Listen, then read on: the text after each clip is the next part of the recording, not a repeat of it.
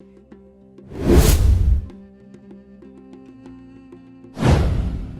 Guys, मैं expect करता हूँ कि ये आपने क्वेश्चन सॉल्व कर लिया होगा। और अगर आप ये वाला क्वेश्चन सॉल्व नहीं कर पाए हो तो मैं आपको बताता हूँ ये वाला क्वेश्चन कैसे सॉल्व करेंगे। तो हम चलते हैं अपने असाइनमेंट वाली फाइल पे, HTML वाली, और इसके अंदर हम क्वेश्चन जो है सॉल्व करना स्टार्ट करते हैं। ठीक है, तो यहाँ पर मैं असाइनमेंट लिख दूंगा और यहाँ पर मैं डालूंगा स्टाइल। ओके, स्टाइल टैग के अंदर मैं जो है स्टाइल करूंगा। यहाँ पर मुझे लिखा है this is heading, this is a paragraph. So what we have to do here is both the header and the paragraph are positioned at the top of the page. Make sure that the header is placed on the top of the paragraph. So what we have to do here is, first of all हम यहाँ पर क्या करेंगे, यहाँ पर हम लेंगे H1 और यहाँ लेंगे paragraph. Since they are saying that, यहाँ पर वो क्या बोल रहे हैं कि हमें पोजीशन करना है on the top of the page. Top of the page करने के लिए हम बोलेंगे पोजीशन जो है उसकी एब्सोल्यूट कर दो। और हमें जैसे कि देखा था कि पोजीशन एब्सोल्यूट करने से क्या होगा कि वो ओवरलैप हो सकते हैं। तो हम पोजीशन एब्सोल्यूट इसलिए यूज़ कर रहे हैं क्योंकि हमें ओवरलैप करना है एक दूसरे के ऊपर। तो हम बोलते हैं पोजीशन एब्सोल्यूट, और हम क्या करेंगे अब top 0। And if I go live now, you can see here what we have got. We have got this thing here. Okay, so they are overlapping here. Now the next step they are asking us to do here is that they are saying that make sure the header is placed on the top of the paragraph. तो paragraph के ऊपर होना चाहिए। तो हम क्या करेंगे, simply बोलेंगे पैराग्राफ की जगह H1 जो है हमारा, उसकी Z इंडेक्स जो है वो कर दो, मान लो मैंने कर दी 9999। तो ये टॉप ऑफ दी पैराग्राफ आ जाएगा और यहाँ हमारा क्वेश्चन जो है सॉल्व हो गया। तो उसके टॉप ऑफ दी आ गया है, आप देख सकते हो यहाँ पर। ठीक है, तो आई होप कि आपको ये चीज़ समझ में आ गई है, क्योंकि आप देखो आप पैराग्राफ को आप मार्क नहीं कर सकते, आप सिलेक्ट नहीं कर सकते। ठीक है, सो आई होप कि आपने वाला क्वेश्चन सॉल्व कर लिया है। एंड अगर नहीं कर पाए है तो आप देख के सॉल्व कर पाओगे। अब गाइस ये वाला ट्यूटोरियल हमारा ख़त्म होता है। जी इंडेक्स का हम चलेंगे डिस्कस करने, जो कि हमारा एक इम्पॉर्टेंट टॉपिक है ऑफ कोर्स, जिसका नाम है ओवरफ्लो। सो CSS ओवरफ्लो में हम देखेंगे कि CSS ओवरफ्लो क्या होता है। So guys just before starting with this tutorial, देखते हैं हम कि हमने जो क्वेश्चन सॉल्व करा था उसमें से किन किन लोगों ने ये चीज़ सॉल्व करी है। और आई होप कि most of the people have already solve this. अगर जिसने भी सॉल्व करा है वो कमेंट सेक्शन में मुझे कमेंट करके बताओ कि मैंने सॉल्व कर लिया है। अब बारी आती है CSS ओवरफ्लो की। The CSS overflow property control what happens to content if it is it too big to fit it into an area. ठीक है, तो जल्दी से मैं एक ओवरफ्लो के लिए एक HTML बना लेता हूँ, overflow.html। और यहाँ पर मैं HTML के लिए यहाँ पर बनाऊंगा ओवरफ्लो।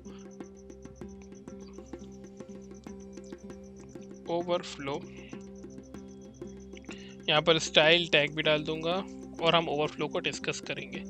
अब मान लो कि बोल रहे हैं कि CSS प्रॉपर्टी जो होती है ओवरफ्लो की, वो क्या करती है कि आपका जो कंटेंट है अगर किसी चीज़ से ज़्यादा ओवरफ्लो हो रहा है तो उसको ओवरफ्लो होने नहीं देना है, तो उसको बोलते हैं हम ओवरफ्लो प्रॉपर्टी।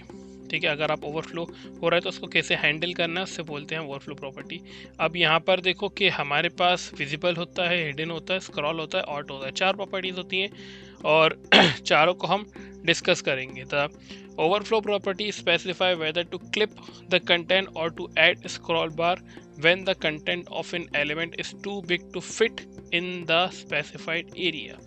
हमारे पास कोई स्पेसिफाइड एरिया है, उसके अंदर अगर हमारा कंटेंट जो है फिट नहीं हो रहा है तो क्या तो हम उसके अंदर स्क्रॉल बार लगाएंगे या फिर हम उसको क्लिप कर देंगे। ये चीज़ हमारे करती है ओवरफ्लो का काम। तो अगर मेरे पास डॉट कंटेनर है और इसके अंदर मेरे पास एक पैराग्राफ है जिसका नाम है lorem 40, और फिर से मैं lorem लिखता हूँ तो मेरे पास 80 कैरेक्टर्स के जो है वर्ड्स आ गए हैं। अब यहाँ पर मैं डॉट कंटेनर लिखूँ, ठीक है, और डॉट कंटेनर अगर इसकी हाइट है 200 पिक्सल्स तो बैकग्राउंड कलर में दे देता हूँ टोमेटो।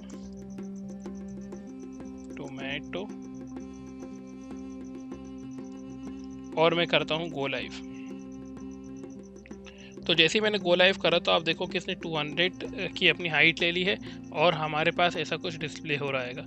बट व्हाट इफ़ कि इसकी मैं हाइट 50 पिक्सल्स कर दूं, तो ये देखो 50 पिक्सल्स करने पे ये ओवरफ्लो हो रहा है। मान लो मैं और कम कर देता हूँ, 20 पिक्सल्स कर देता हूँ, तो ये देखो कि ये जो है हमारा ओवरफ्लो हो रहा है, कंटेनर से बाहर आ रहेगा और हमारा जो हाइट है वो कम दिख रही है। तो इसको सही करने के लिए हमारे पास होती है ओवरफ्लो प्रॉपर्टी।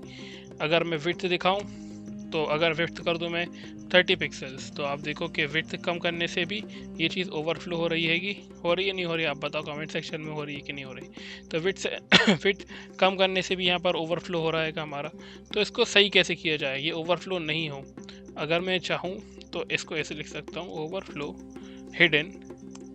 ठीक है, अगर मैं हिडन करूँ तो आप देखो कि ये हाइड हो जाएगा, कंटेंट ही हाइड हो गया। तो ओवरफ्लो हिडन यही काम करता है। अभी हमारी जो बात है वो रहती है, हमारे सबसे पहला जो टॉपिक है वो है हमारा visible.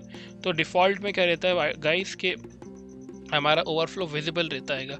By default the overflow is visible, meaning that it is not live and renders outside the elements box. जैसा कि हमने देखा यहाँ पर कि जब अगर हम यहाँ पर अगर इसकी प्रॉपर्टी कर दें ओवरफ्लो विजिबल, तो आप देखो यहाँ पर कि ये चीज़ हमारी बाहर आ जाएगी, लेकिन ये विजिबल रहेगा हमारा कंटेंट।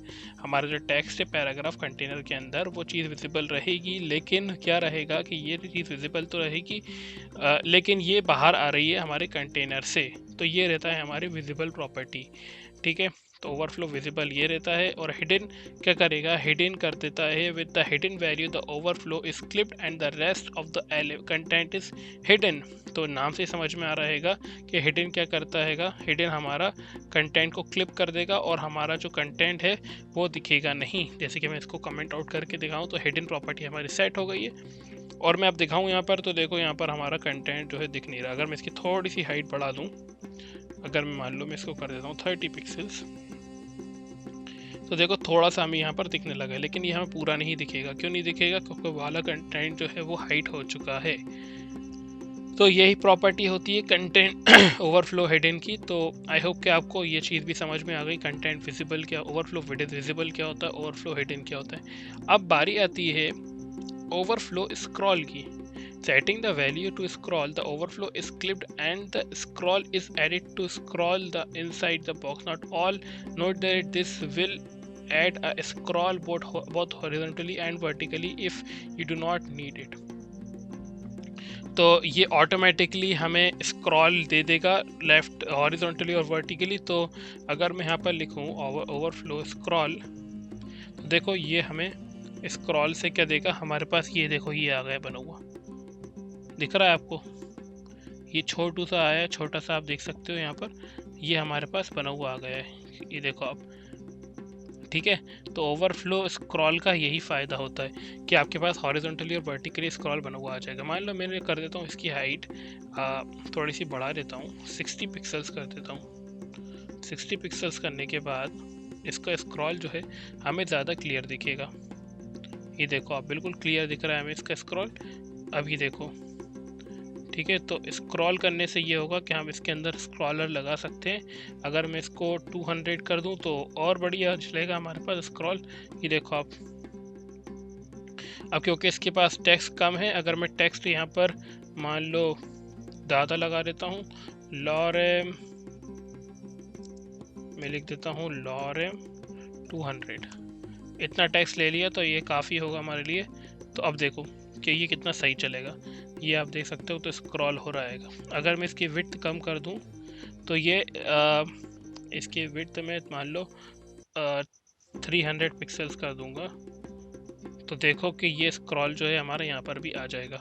ये देखो, ठीक है, तो हमारे पास बहुत हॉरिजॉन्टली और वर्टिकली स्क्रॉलर्स आ चुके हैं।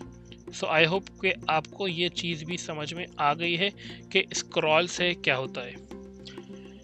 और हम स्क्रॉल जो है स्क्रॉल एक्स और स्क्रॉल वाई भी सेट कर सकते हैं। लाइक यहाँ पर मैंने ऑलरेडी मेंशन किया हुआ था, scroll X and scroll Y properties specify whether to change the overflow of content just horizontally और वर्टिकली और बोथ। ठीक है। तो अगर मैं यहाँ पर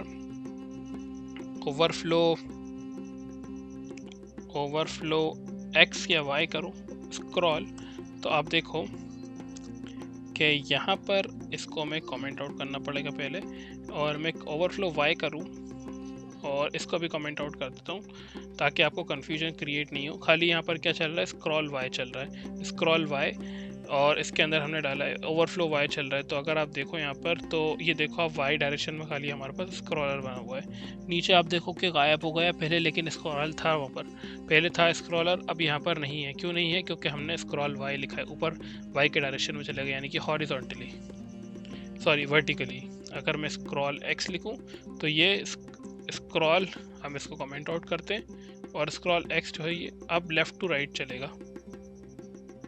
ठीक है, तो यही फ़ायदा है हमारा इसका यूज़ करने का, कि स्क्रॉल एक्स पे क्या देखोगे कि आप स्क्रॉल एक्स पे आपका स्क्रॉल हॉरिजॉन्टली आ जाएगा, और स्क्रॉल वाई करोगे तो आपका वर्टिकली आ जाएगा। So I hope that makes sense to you. और यहाँ पर ओवरफ्लो ऑटो करने से क्या होगा, the auto property is similar to scroll but it add scroll bar only when necessary. तो ये सेम रहता है, बट ये जब ये ऐड करेगा जब नेसेसरी होगा। जैसे कि अगर मैं करूँ ओवरफ्लो ऑटो, ठीक है, तो ये जब ही हमें ऐड करके देगा जब हमारे पास नेसेसरी होगी, वरना ये ऐड करके नहीं देगा। मैं दिखाता हूँ आपको इसकी विड्थ को कम करके। तो देखो यहाँ पर हमारे पास टेक्स्ट है, और इसको मैं कम करता हूँ, या फिर हाइट को मैं 400 पिक्सल्स कर देता हूँ। ठीक है, तो हाइट को 400 पिक्सल्स करने से देखो कि यहाँ पर हमारे पास ऑटो में कुछ ऑप्शन नहीं आ रहा है, क्योंकि ऑटो के अगर ऑटो जब ही सेट करके देगा जब आपका ये सेट हो जाएगा। सो आई होप कि आपको ये चीज़ समझ में आ गई है। सो गाइस, यहाँ पर ऑटो जब ही चलेगा जब आपका सेट करके देगा पिक्सल्स, यानी कि आपकी जब ज़रूरत पड़ेगी जब ही आप को ये ऑटो चलेगा, वरना ये नहीं चलेगा।